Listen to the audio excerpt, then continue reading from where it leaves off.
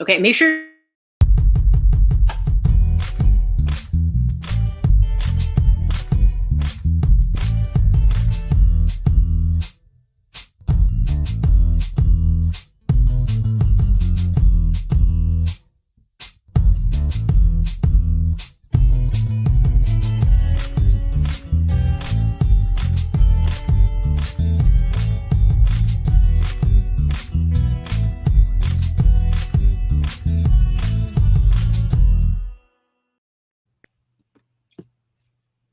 Hey, Man, what? Janice, it is good to see you here for another episode of Off Color Live. Woo! So we're streaming here from Facebook and from the Tan Tigress YouTube page. If you're interested, we are going to be chopping it up this evening. If you don't have a drink and you happen to be on the internet right now might be the time to go get yourself one, okay? This is a drinking zone. Good. I see one of our guests just ran off to grab a drinky poo. And we just want to let you guys know we're going to be chopping it up about a variety of things. This is live, right, Janice? Live. it's always wild when we're live. As you know, I should not be live due to you know what, and we can't edit it. So I hope you are ready to, I don't even know, girl. What are we talking about today? Just kidding. I know.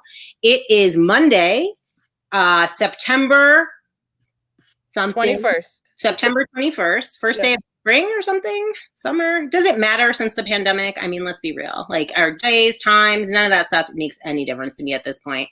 But we wanted to make sure that we were still giving you guys the quality content you've been searching for. Right, Janice? Absolutely. Yeah, she's good. She's good. All right. So, something that Janice and I do not see eye to eye on and never have is the American pastime of sports ball. Okay. AKA sports, whatever people call it. Janice is what I would consider a hardcore Broncos fan. Yeah, for real, like hardcore. Okay? And so this is something we've kind of talked about. I was boycotting the NFL. Janice was not boycotting the NFL, and we're still friends. So that said, we are going to we have two incredible guests this evening for your pleasure. And one is like a real star, you guys. They're both stars. Come on. They're both stars. But so, ladies and gentlemen, I would like to bring on the Vikings wide receiver person, Steve Johnson. Let's see here. We're going this way. So glad to see you. Good to see you. Thank you so much for being here, young man. I know you're young.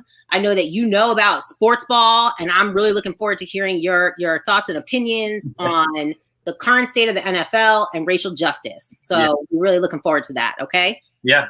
Wide receiver. Wide receiver. All right. And our next guest, you may know him from a variety of sports publications and news outlets. Ladies and gentlemen, I present the great, the fantastic, the verbose, Justin Adams. Thank you. I love verbose, by the way. That's a nice word. I'm going to put that somewhere. Every time I'm on TV, I'm going to make sure they highlight it verbose before they go from there. I like it. He's verbose. So thank you so much for being here. Justin, you are a sports journalist based here in Denver, Colorado. That's correct. Yep. And thank you so much for joining us. And so we're going to start jumping into this conversation right now. Is everybody ready to get uncomfortable? I forgot to tell you, that's the other thing. We make people really uncomfortable on this show. I'm ready to get uncomfortable with my Bronco cup. You see right here? Yeah. Really uncomfortable. I mean, you probably won't be uncomfortable, but maybe people who are watching might be uncomfortable, but that's not our problem. You know what I mean? So the first thing I'm going to bring up is already going to make everybody feel weird. So here it comes. Okay. In October of 2016, the late, great Supreme Court Justice Ruth Bader Ginsburg made a statement. I don't know if any of you recall or remember that statement. Anybody? No? No. Okay. She said of Colin Kaepernick's protest, and I'm not trying to like shame Ruth Bader Ginsburg and her death. Okay, like I'm sad she's dead. I'm a woman, all that stuff. But on the Kaepernick protest, she said I think it's dumb and disrespectful. And I don't know if people were paying attention to that at the time, but like, do you recall that at all?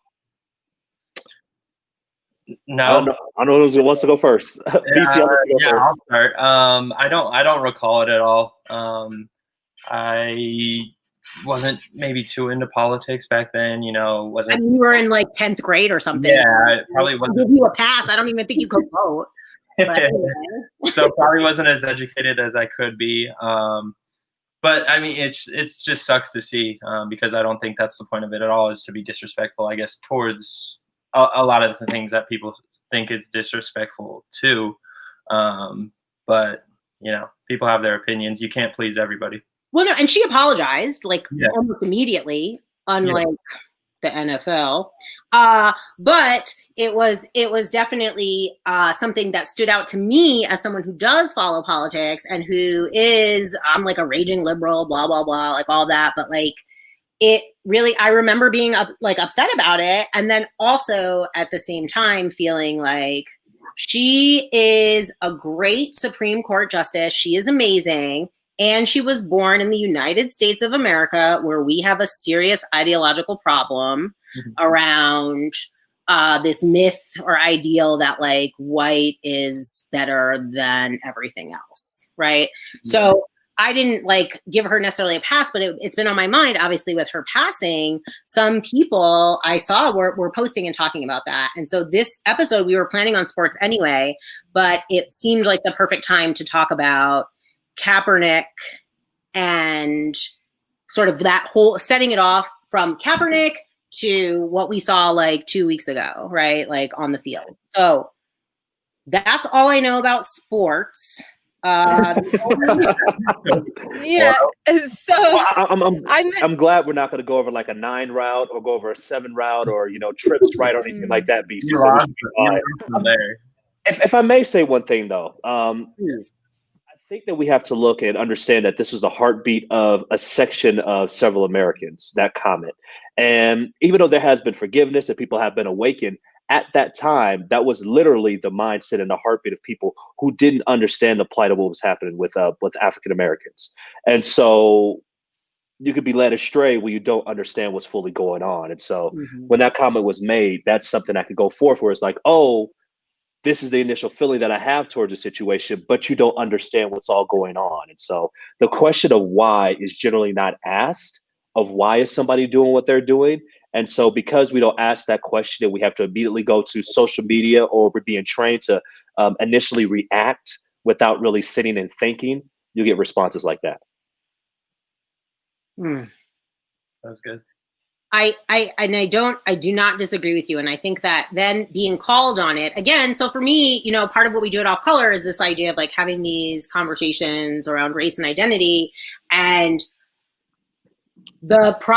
she did the proper response for me, where she was like, you know what, that was like a comment. I shouldn't have said it. And now I've reflected on it, and that's what we need to do. So if for anyone out here who's acting like I'm trying to drag RBG just after she recently passed, that's not what I'm trying to do. But I did feel like it was something kind of worth talking about.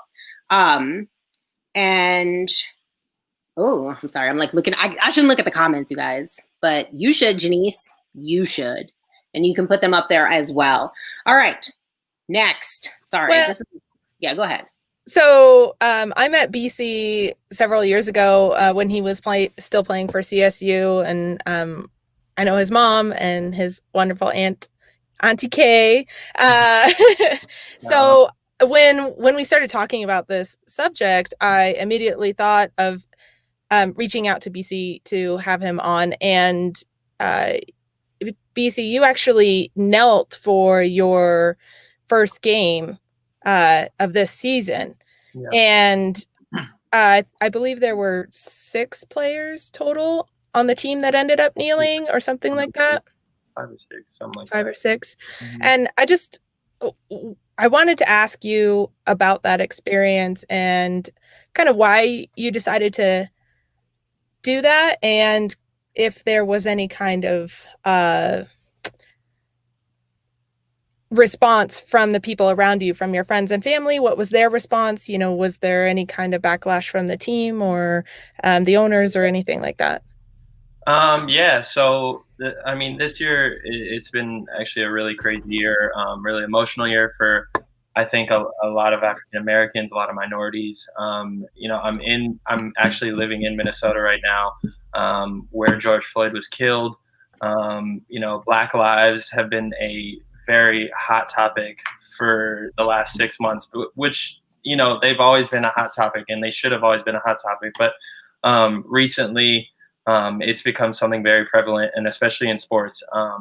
And, you know, just playing for the Minnesota Vikings and stuff like that, I think it was about 2-3 weeks ago, we had a like player run meeting talking about what was our plan in order to bring awareness to these types of topics. And this was actually a few days after James Blake was shot in Wisconsin. Where was he shot? I don't remember. Yeah, Kenosha, I think. Yeah. There's too many to keep track. I mean, yeah, it's sad. They're really, honestly, but really, I can't even. Yeah. So, you know, just having those conversations with the team about what we were going to do. We ended up deciding we were going to do a video after one of our scrimmages on the field, and there was going to be a few guys who spoke up on the topic. You know, they did an incredible job, and we were all standing there behind them in full support. And then it got closer to the season, and, you know, I'm thinking in my head, like, what are we going to do? Blah, blah, blah, all this. And then it was probably a week before our first game, we kind of had another player run discussion about what we were going to do. You know, there was going to be a demonstration for George Floyd where his family would come out and see all of us. And we decided that it was best for us, because the national anthem wasn't going to be played there, it was just going to be us standing watching a video. So we decided that it was going to be best for us to link arms, stand in the end zone, and just show solidarity and support for the family. So that was hands down like what we were going to do for that. And then the national anthem, you know, I mean, it's hard to get everybody to agree on one thing, you know, like my father and I have talked about it multiple times. You know, you have siblings who are raised the same way, but they can't agree on one thing. You know, you can't get a whole 53-man roster to agree all to kneel. You know, it's not realistic. So we had a few guys raise their hands who were going to kneel.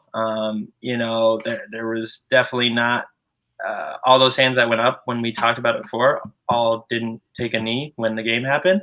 But you know, that's just how it goes. You know, I'm not mad at anybody for not taking a knee. But at the end of the day, now to get to your question, kind of my reason for taking a knee was because I felt like it was right. You know, it's in my heart, and that's how I felt personally, because I want to bring awareness. You know, I want to be part of the movement. I want to be somebody who can use my platform to help, you know, African Americans, minorities who have no voice, because I do have a voice. You know, I may not see injustice in my everyday life all the time.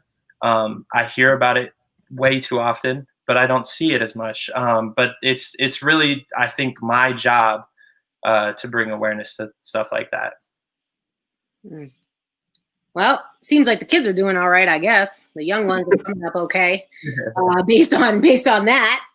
And also, you seem good. You got your little brain in there. I like it. You're like breaking a little stereotype for me. I thought you were going to be a little bit, you know, but it turned out good. I like that. Okay. Yeah.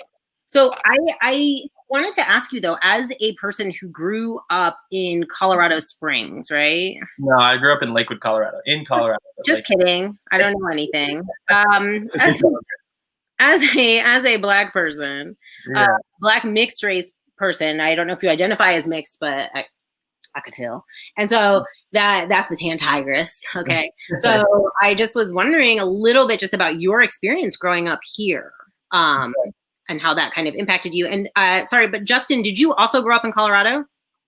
Yeah, I grew up in Montbello area, so northeast Denver. So our area was called Mont Ghetto, to say the least. Yeah. So that's where I grew up from, and it's to the point where unfortunately, I don't say I'm generally from Montbello. Sometimes I just say I'm from Northeast Denver. And so there's a lot of different coding that goes along with that, depending on what crowd you're in. Yeah. Okay. So I wondered, because you were growing up here, did you feel like you wanted to play football? You had to play it? You liked it? Like, tell me that. Because I feel like that's like my vision of any Black kid in Colorado, right? Because you guys got what's his name? You got a famous one too, a basketball player, Chauncey Billups. Yeah. And some other people that I don't know their names. And so like those, I feel like the people that I see coming out of Denver sports wise are Black. Can you speak on that a little bit? I mean, yeah, I never felt like I had to play sports. That was never a thing.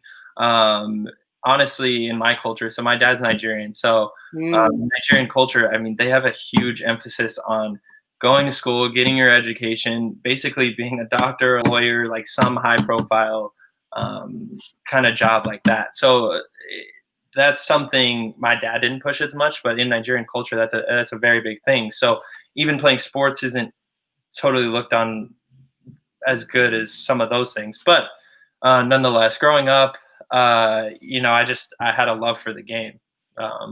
And that's really what propelled me to continue playing through college and into the NFL. I did not grow up in Northeast Denver, so I did not see as many injustices as maybe Justin has seen. You know, I grew up in the suburbs, you know, in some of the whitest parts of Colorado. I would say, honestly, in the last 5-6 years, I've become a lot Blacker than I ever was when I was coming out of high school, you know. In growing up, you know, I grow up around a lot of white kids. There's nothing wrong with that at all.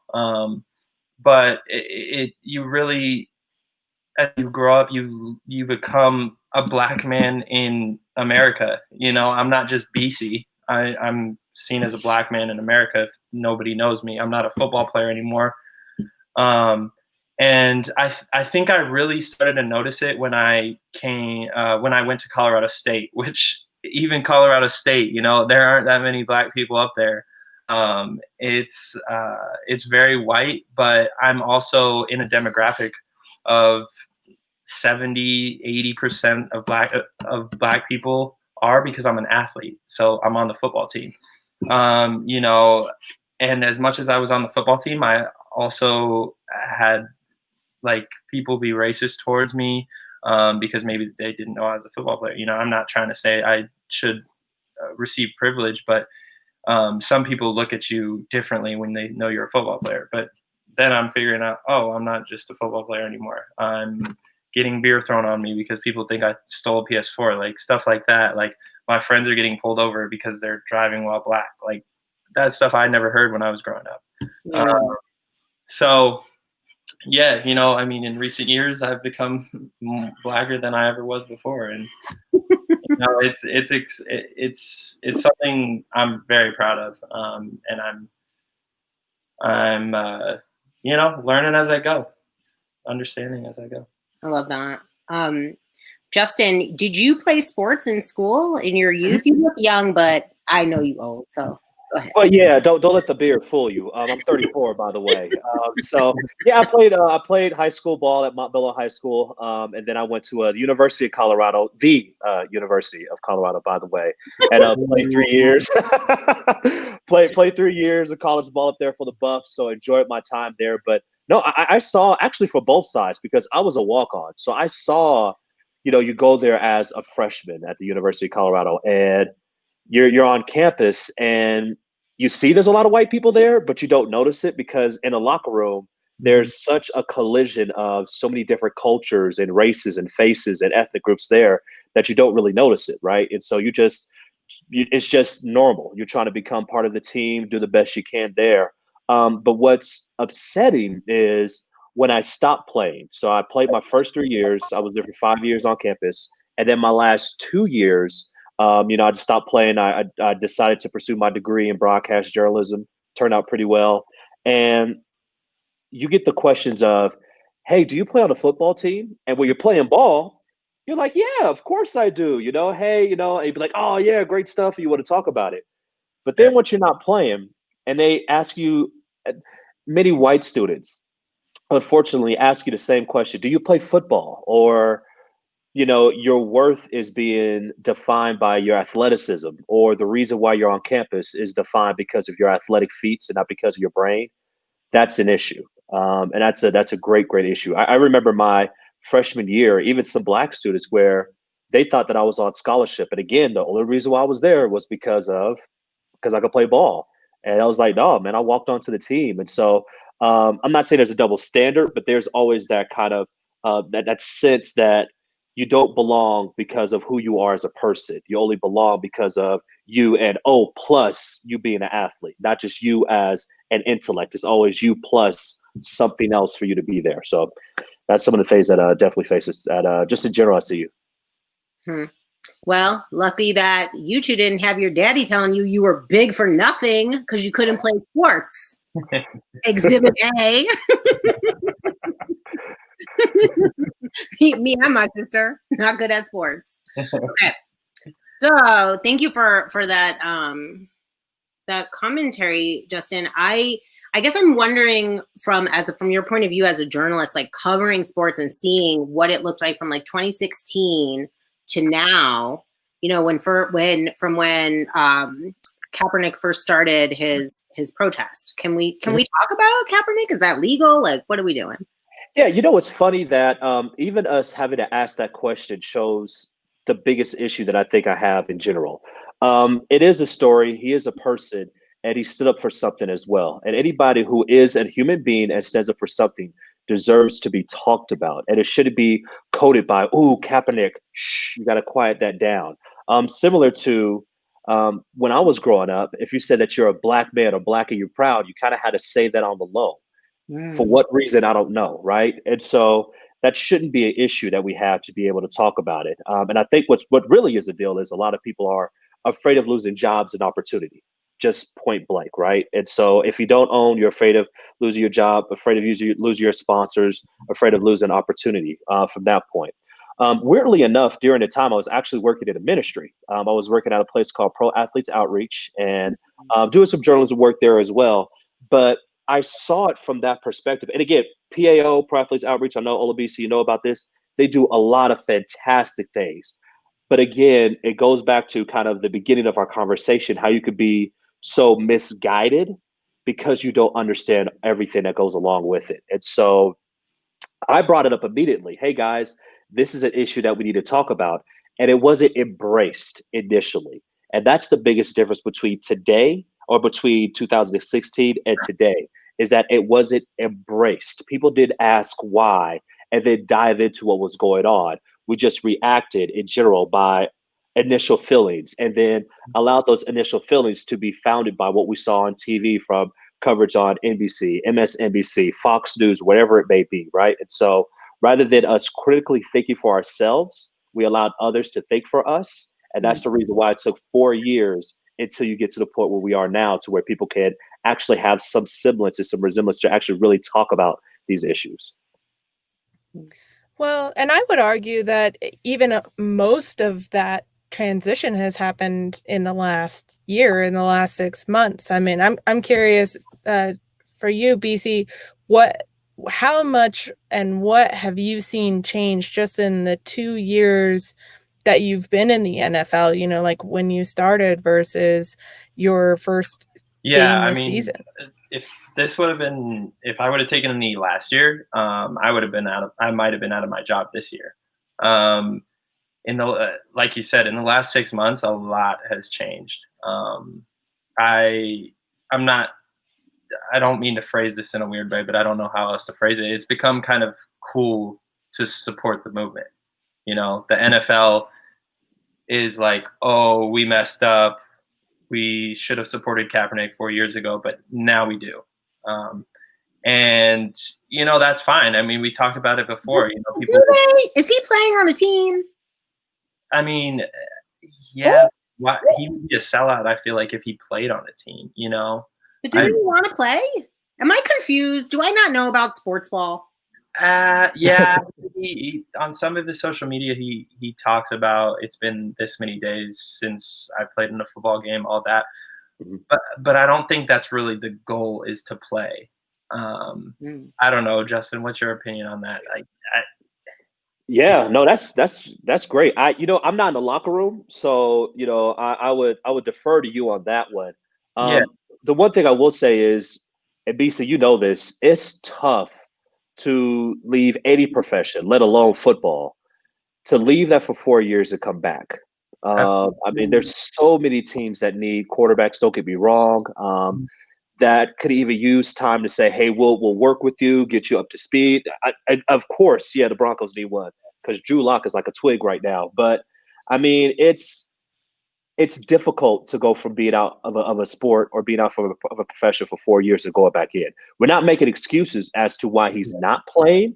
We're not making excuses that say that he cannot play right now. He cannot put on a uniform and be on the field and play well as well. But just from that standpoint alone, to be able to learn a playbook and different things like that, that takes time. It takes reps. And right now, he hasn't gotten any for 4 years.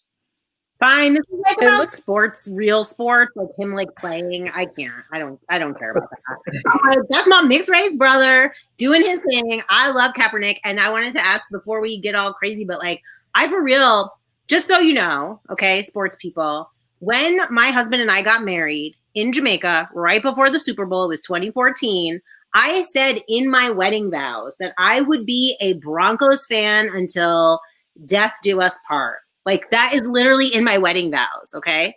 And so, but then after everything popped off, we start boycotting the NFL for real. Like, we just stopped watching it and we judge people who watched it, Janice, and like we talked bad about people right to their face, and no one else in my family was doing that. It was just like me and my husband, but I feel like, I guess I kind of wondered I've never talked to like an NFL player, like candidly before, like how did that make y'all feel? What people were like, we're going to boycott the NFL. P.S. My daddy was like, that makes no sense because then BC Johnson won't have a job and so on and so forth. I mean, yeah, I get it, but sports is all about entertainment and entertaining people. And everybody wants to separate sports and politics and sports and this and that. And I'm like, I mean, they go hand in hand, but if it's your priority to watch sports, then you'll watch sports. After Kaepernick kneeling and them basically blackballing him from the league, I continue to watch sports. And if I had to go back, I don't know if I would change it. I was young when all this stuff happened. I guess I'm still young if it's your opinion, but you're just a little baby, is so cute. But but like you say, you didn't watch sports. So if they let Kaepernick start playing tomorrow, would you start watching sports? Like, I mean, I don't know.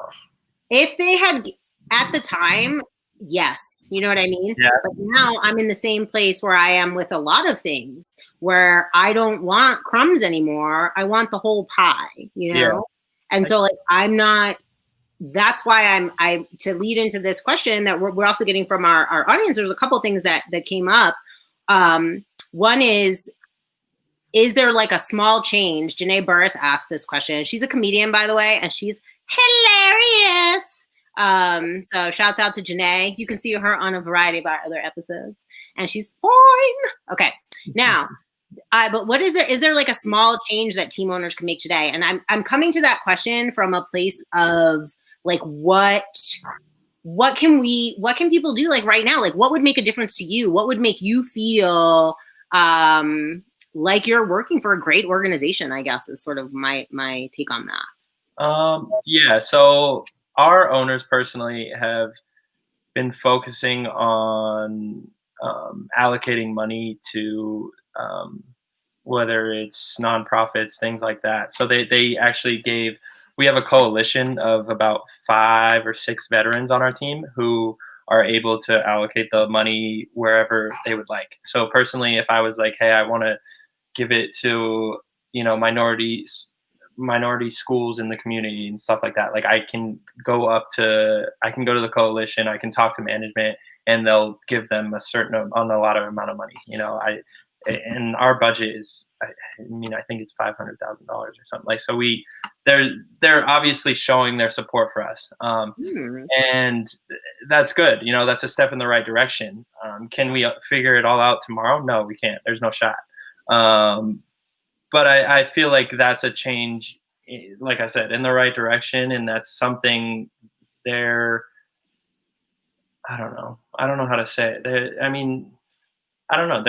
They're starting to do what's right. But it's so hard to get out of like old ways and things like that, because, you know, there's obviously primarily our whole front office upstairs, all that stuff. Like it's a lot of white people when you have 70% of your players are African American. You know, it just doesn't make sense, you know.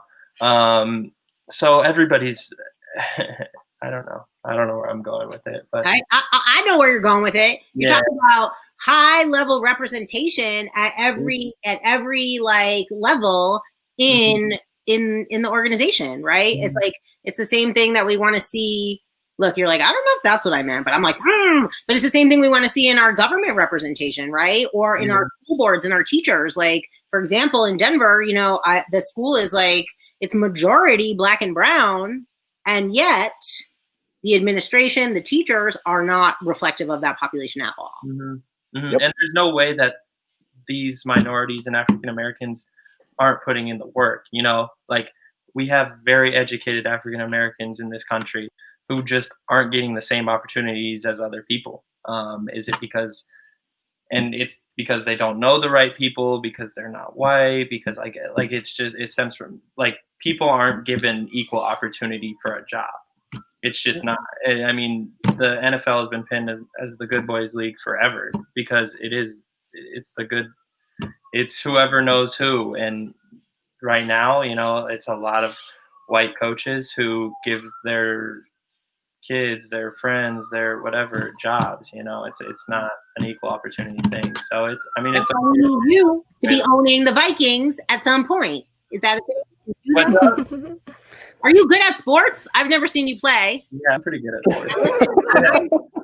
He's pretty good. He's pretty good. So, and I know I don't want to run out of my time for you, but I did want to ask that question that from Venetia Hall. She's a local Denverite, and she wanted to know: do you agree with the CHSAAs? I have no idea what that even stands for. CHSA. Let me help you. Yeah, so that's CHSA. So Colorado High School Association, whatever the other A is for, but yeah. So okay, so I'll address that. Olabisa will let you do your thing too, but allow them to have sports. Here's the reality. So there are a lot of kids who are asking and pretty much begging to have their kids, especially going into their senior year, to play football. And the main reason is because a lot of parents and a lot of kids too want to have the opportunity to go to college, to have a chance to have a full ride education for playing ball, whether it's D1, D2, NAIA, it doesn't matter. And all those are different, different divisions of college football. So that's the main reason why. And you want to bring back some sense of normalcy, especially when you have like Utah, Alabama, and other different states that are playing football despite COVID going on right now. So that's the main reason why it's happening. The main reason is, you want to have your senior season, but a lot of parents are hoping and praying and have their fingers crossed that their kid is good enough to get picked up by a college, so that you don't have to pay that ridiculous fee for college. Think of all the things that could be solved if we didn't have to pay insane amounts of money for our college educations. Think of the problems. Yeah, I mean, BC, you know this too. It's a huge industry for kids in high school chasing that dream to get to college or even to the NFL. Like, there's so many different specialized trainers and so many people say, I'll get your tape. So long and short of it, you have people who, Rebecca, will take your college or your high school tape, would make cuts of it, edits of it, and send it to different colleges so that you could be selected for a scholarship. And that's a huge industry. Remember when the white people did it and they pretended and they made the fake videos, the scandal with when the kids were getting in? Do you remember that? Yeah. The lady full house and they put their yeah, no, but it happens. It is a huge industry. BC, I don't know if you had to do that yourself to get up to CSU or be a part of that. So I fell into that trap a little because I call it a trap. I fell into that trap a little my junior year, going into my senior year, I think. Paid a person to make some cut-ups of my tape and make this whole profile. But really, at the end of the day, like, if you can play ball, like, somebody's going to see you. You're going to get the opportunity to play at the next level, whether that's for a scholarship after your first, second, third year while you're in college, or if that's a scholarship, a 4-year full ride scholarship right off the bat. You know, somebody will figure it out. You can go JUCO. There's so many different routes. There's no one way to get there. That's what I was telling this kid the other day. But I mean, going back on the whole CHSAA thing, allowing them to play this year, like you said, Justin, like it's tough. Like, you got other states playing, but you're going to hold Colorado from playing. Like, that just seems very, it's not fair in a sense. But if, like, CHSAA and everything, if they can figure out, like, regulations and stuff like that go along the guidelines with COVID, then by all means, those kids should be able to play, because there are kids who can be losing out on a lot of money. Like, a full ride scholarship is worth a lot of money these days. How much money is it worth if you're dead? That's my question. So yeah, it's tough it's a tough line to walk, but they're also healthy young kids. So don't get me started. Listen, I don't want to let anybody do anything if it were up to me. Okay, well, that's a real thing. However, I do think some things can be done if people are being, like, potted and they're testing them and they're doing things like what are the COVID protocols, if I may ask, for the NFL? Yeah, well, that's the thing. With the NFL, we have been tested every day for the last probably 40 days, over a month for sure, like a month and a half.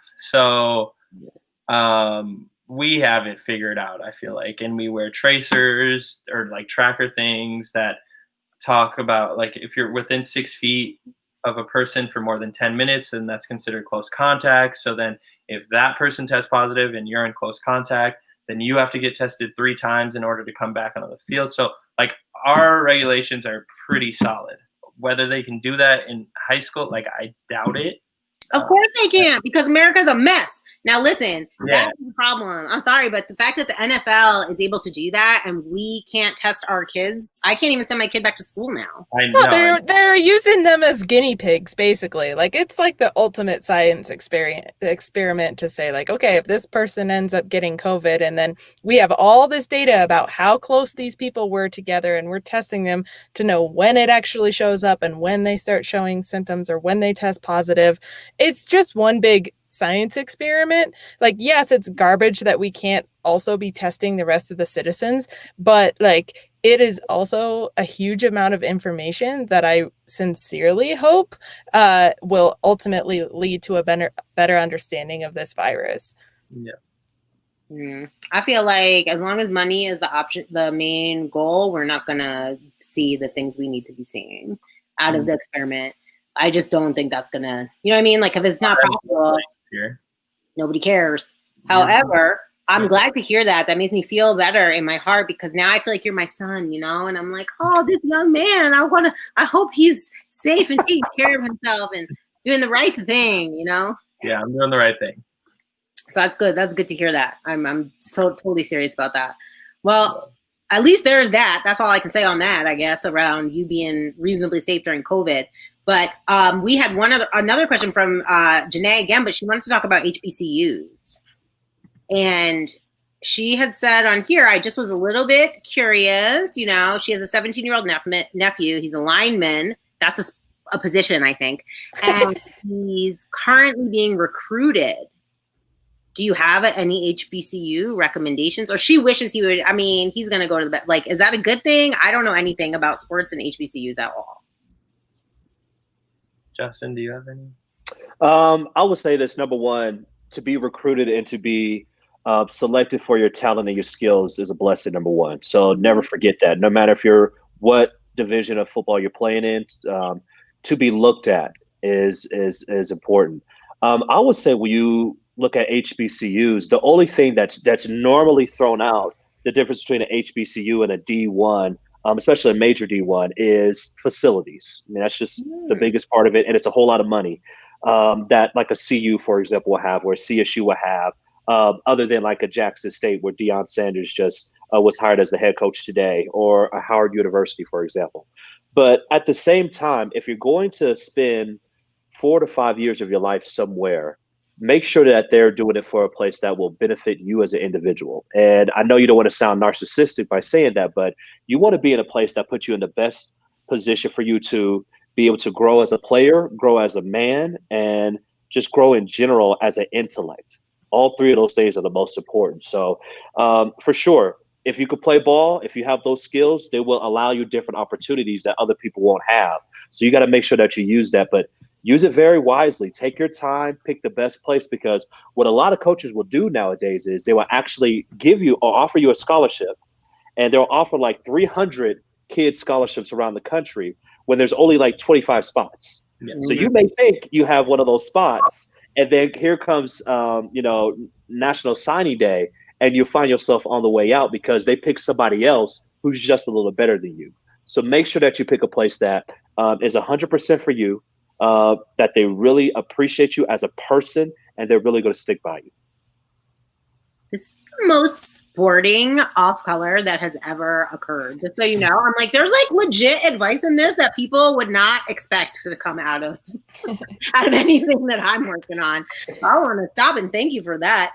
And you know what, you guys, we're at 6 minutes, a few more minutes, I think. A few more minutes. I mean, we've talked a lot about, the world of football, but to get more broadly into sports ball, and also just like, Justin, I was curious if you've noticed, is there one sport in particular that you've seen the greatest shift in the last year, 6 months, like maybe something that kind of surprised you?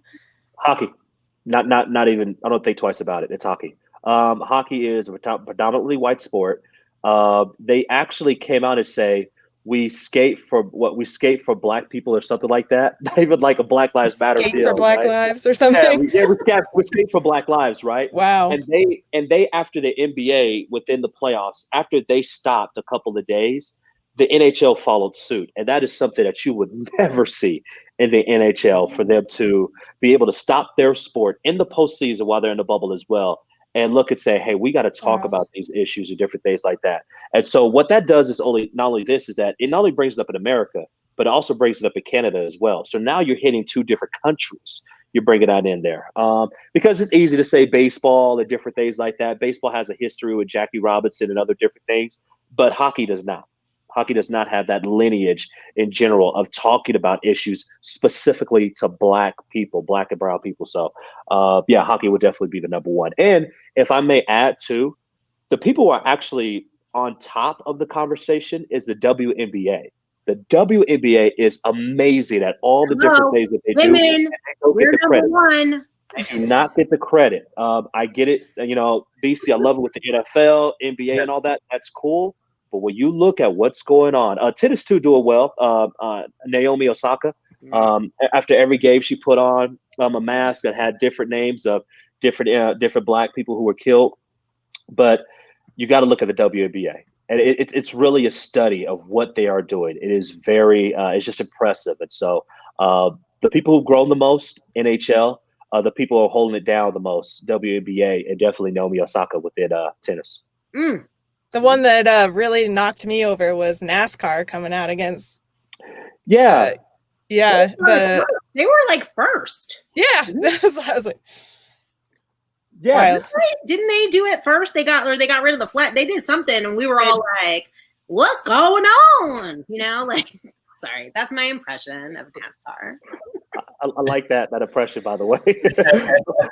The only reason why I would put NHL over NASCAR. And NASCAR, don't get me wrong, they were the first sport actually to come out and have live events, by the way. So they had the stage all to themselves while there were no sports during the pandemic. So the spotlight was on them. So it seemed like it's bigger than everything else. Taking away the Confederate flag and not having that fly over, extremely important. I'm just being honest with you on a cultural deal.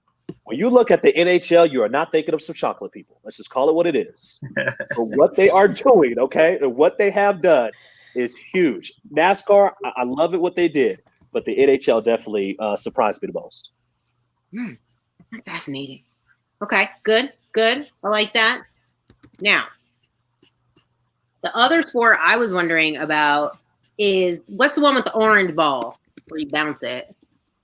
Basketball. Okay. So basketball, because I mean, they didn't they do something too? They've done a lot. They've done a lot. Yeah, they actually stopped play for, I don't know, 3 or 4 days, something like that.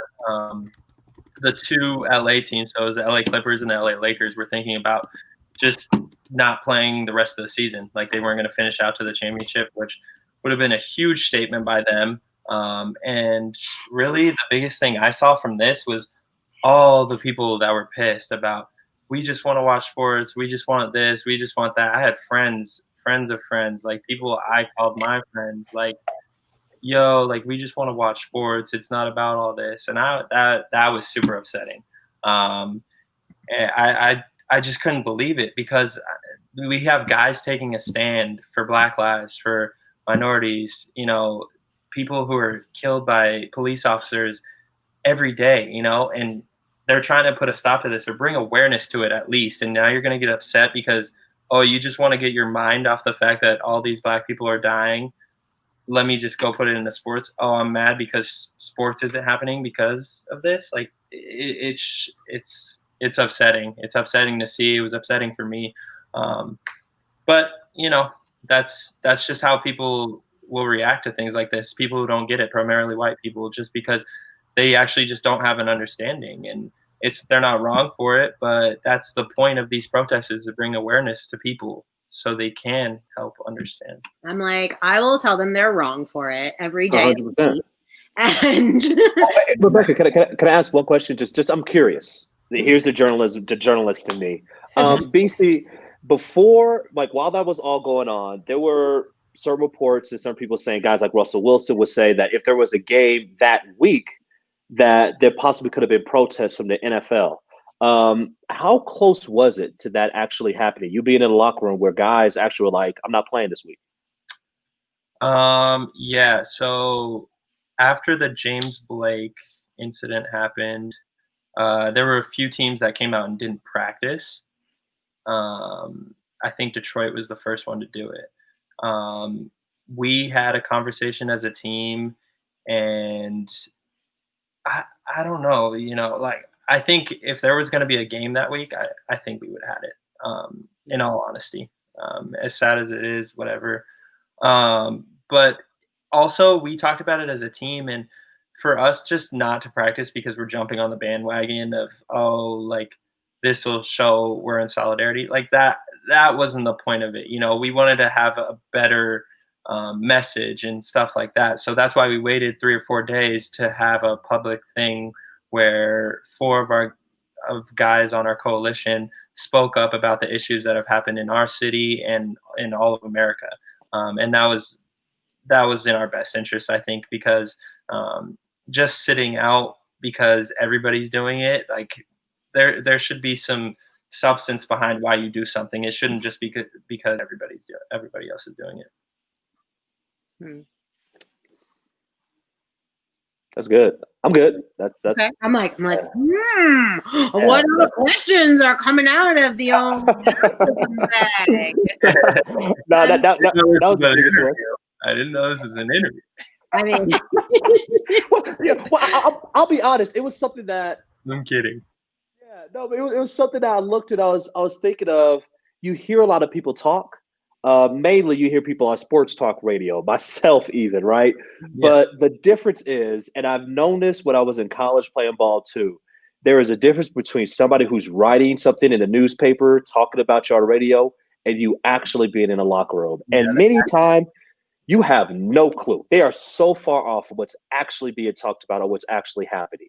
Yeah. And we don't get that a lot. And so it's important that when we have the opportunity to find out what's actually going on and not what somebody has drawn up or saying just to get a couple of clicks on social media. Yeah, I 100% agree with that. But to answer your question, I think we would have played.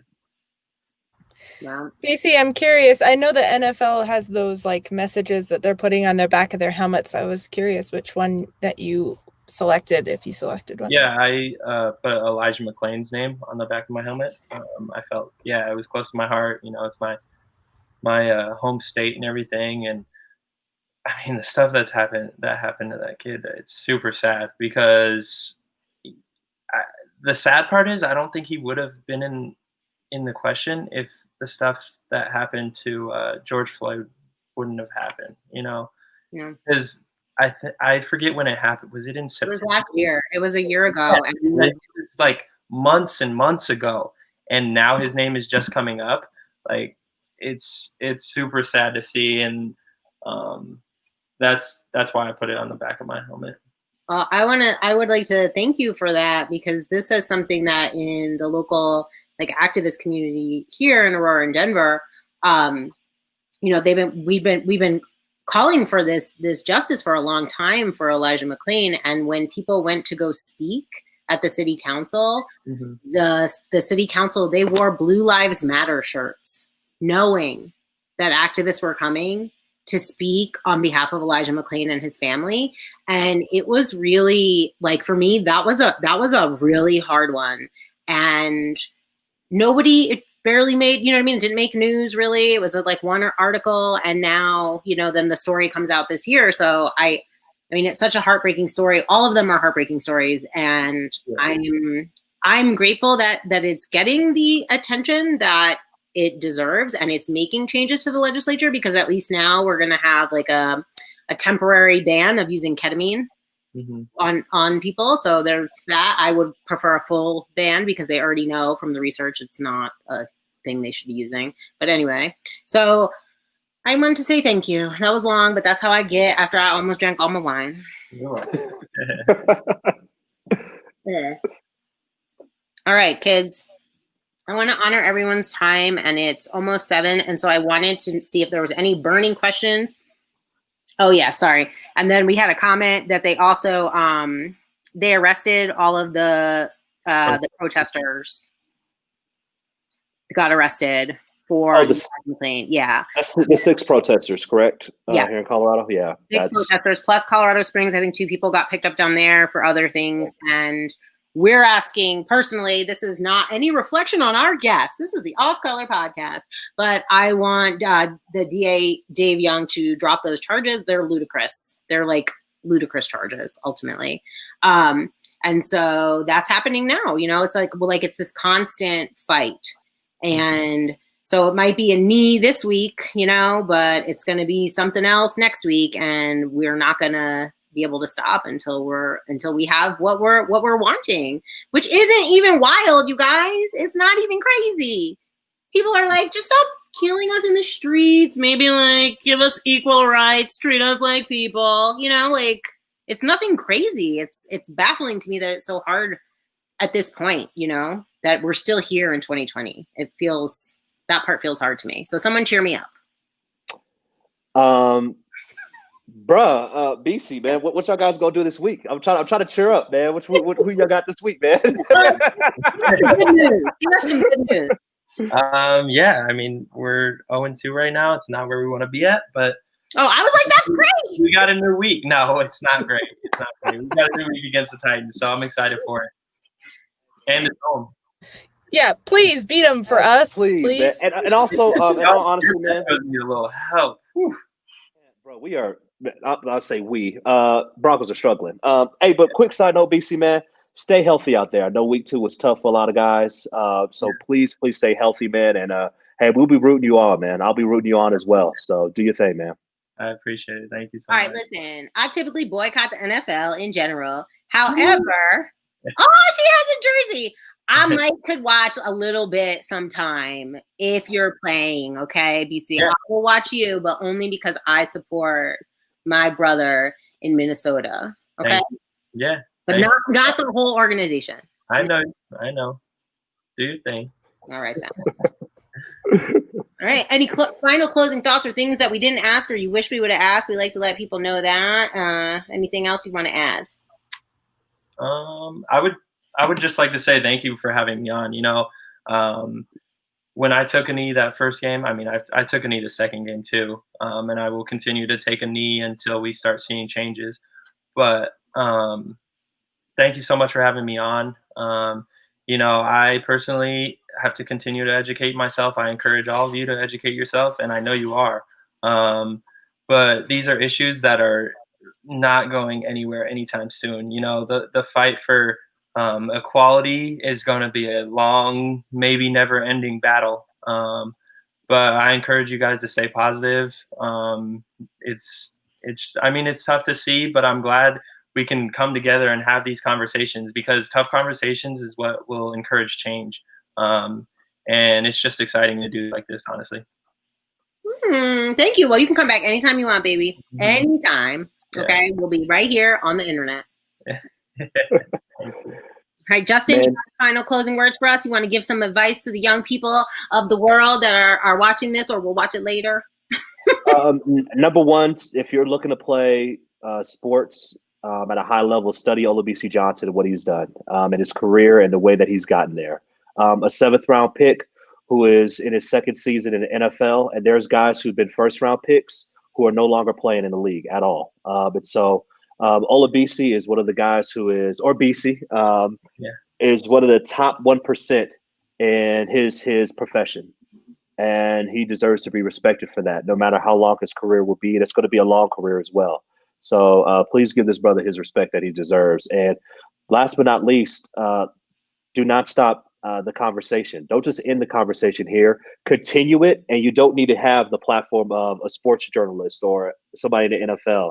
What you are doing at the dinner table is some of the biggest conversations you can have to keep everything going and keep the momentum going. So please do that. And man, enjoy it. Enjoy life, man. This is a beautiful life that we have. So enjoy it.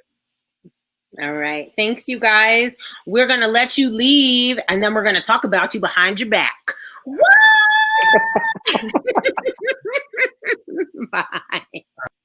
Oh, that was incredible. I am literally the best. Like, how do I get these guests? Just kidding. Janice, you brought in the NFL. I brought in the big time sports writer. I feel real proud of myself. Okay. So this kind of quality programming doesn't come out of nowhere, you guys.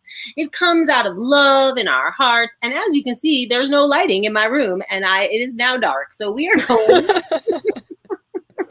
we're going to just wrap it up. And I want people to know that Off Color is a Tan Tigress production, hosted by me, Rebecca Henderson, and produced and edited by Janice Motzko. If you're interested in following us on the social medias, we have a Facebook page, Off Color Podcast. We got a spicy little Twitter, Off Color Pod, and my favorite, our Patreon, the Tan Tigers Patreon, with memberships as low as $1. So, wait, is that it? Did I wrap it up good, Janice? Did I do it? You did so good. Normally that takes us like 5 takes. I'm so proud of myself. All right. Another thing I wanted to say was sports ball. I feel like I learned something. Mm-hmm. What's the one? Let's see. Wide receiver, I learned. I still don't know what that does, though. But it's fine. Okay. And the other one was, chassis. Chassa. That was something I learned. Chassa, yeah.